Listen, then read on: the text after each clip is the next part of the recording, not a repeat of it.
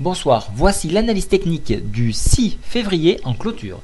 Donc aujourd'hui, nous avons très peu de volume, donc ça c'est très important pour définir une tendance avec une figure que nous appelons un pendu. Voilà, un pendu ici, donc c'est une figure de retournement qui tend à la baisse.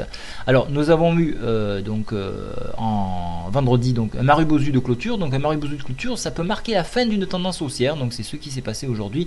Bien sûr, on a une très mauvaise nouvelle puisque aucun accord n'a été signé et il fallait s'y attendre puisque c'est le jeu de la Grèce que de refuser tout, puisque ils ne doivent rien, ils nous doivent rien puisqu'ils n'ont rien donné, alors que nous on a tout à leur donner. Donc c'est pas leur jeu que de céder aux exigences, vu qu'ils ont déjà cédé quand même 2 fois.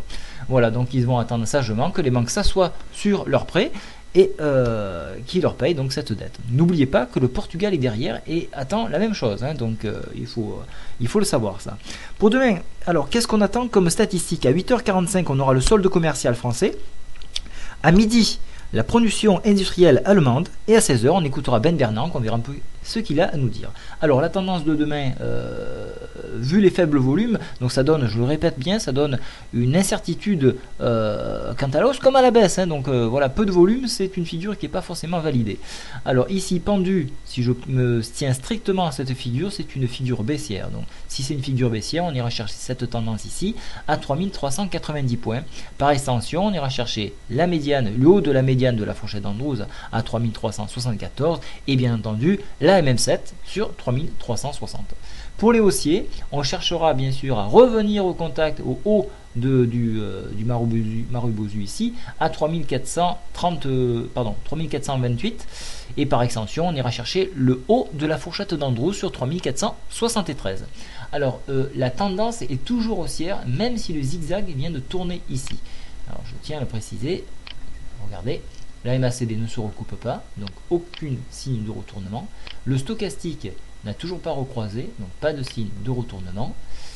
RSI, il y a encore de la marge pour monter puisqu'on est à 64.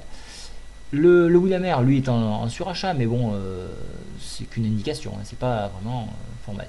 Alors, comment jouer l'indice parisien demain?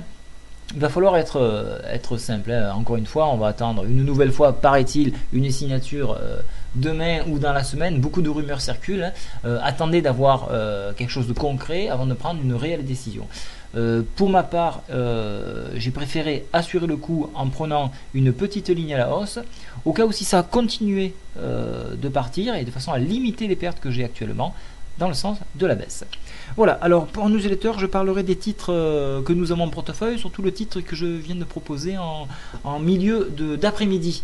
Voilà, eh bien, écoutez, je vous souhaite une très bonne soirée à tous et couvrez-vous bien car il fait très froid. Au revoir.